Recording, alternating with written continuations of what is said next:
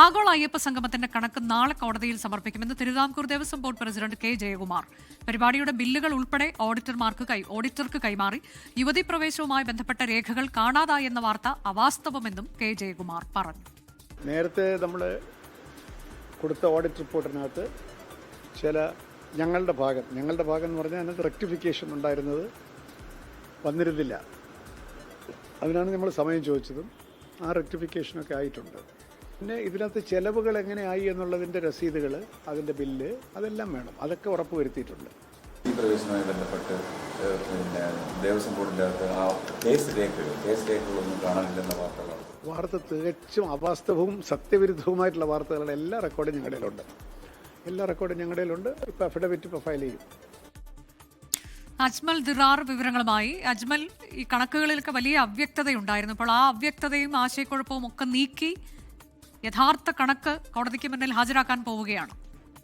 അനുജ, ഇന്ന് മാധ്യമങ്ങളെ കണ്ട Devaswom board president K Jayakumar വളരെ പ്രധാനപ്പെട്ട 3 കാര്യങ്ങളാണ് മാധ്യമങ്ങളോട് പങ്കുവച്ചത്. ഇതിൽ ഏറ്റവും പ്രധാനമെന്ന് പറയുന്നത് സെപ്റ്റംബർ മാസം നടന്ന ആഗോള അയ്യപ്പ സംഗമവുമായി ബന്ധപ്പെട്ട കണക്കാണ്. ആഗോള അയ്യപ്പ സംഗമത്തിന്റെ നടത്തിപ്പുകാരായ ഊരാളുങ്കൽ സൊസൈറ്റിയുടെ കീഴിലുള്ള ലേബർ സൊസൈറ്റിയുടെ കീഴിലുള്ള IIIC എന്ന് പറയുന്ന ഇവന്റ് മാനേജ്മെന്റ് കമ്പനി കോടതിയിൽ സമർപ്പിച്ച ഓഡിറ്റ് റിപ്പോർട്ടിൽ പറയുന്നത് 7.11 കോടി രൂപ അവർക്ക് ഈ ആഗോള അയ്യപ്പ സംഗമത്തിന്റെ നടത്തിപ്പിനായി ചെലവായി എന്നാണ്. എന്നാൽ ആഗോള അയ്യപ്പ സംഗമത്തിന്റെ നടത്തിപ്പിനായി ദേവസ്വം ബോർഡ് അനുവദിച്ച തുക എന്ന് പറയുന്നത് 4.99 കോടിയാണ്.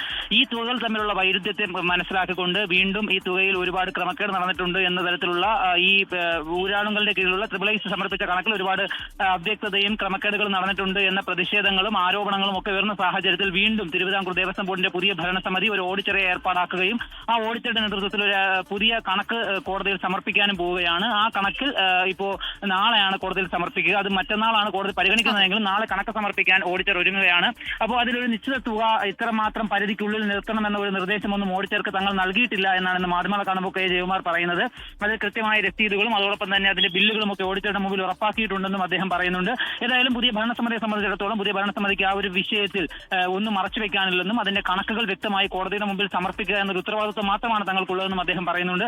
അതുകൂടാതെ തിരുവിതാംകൂർ ദേവസ്വം ബോർഡുമായിട്ട് ബന്ധപ്പെട്ട് യുവതീ പ്രവേശനവുമായി ബന്ധപ്പെട്ട കുറച്ച് ഫയലുകൾ തിരുവിതാംകൂർ ദേവസ്വം ബോർഡ് ആസ്ഥാനത്ത് നിന്ന് കാണാതായി എന്ന തരത്തിലുള്ള വാർത്തകൾ കഴിഞ്ഞ ദിവസങ്ങളിലായി പ്രചരിച്ചിട്ടുണ്ടായിരുന്നു. സത്യവാങ്മൂലം യുവതീ പ്രവേശനത്തെ എതിർത്തുകൊണ്ടുള്ള ഒരു സത്യവാങ്മൂലം സമർപ്പിക്കുന്ന സാഹചര്യത്തിൽ അതിന്റെ സത്യവാങ്മൂലം നൽകുന്ന സമയത്തുള്ള ഫയലുകൾ വിവിധ വിഷയങ്ങളിലുള്ള ദേവസ്വം ബോർഡ് പ്രസിഡന്റ് കെ ജയകുമാറിന്റെ പ്രതികരണം, അതിന്റെ വിശദാംശങ്ങളാണ് അജ്മൽ ദിറാർ നൽകിയത്.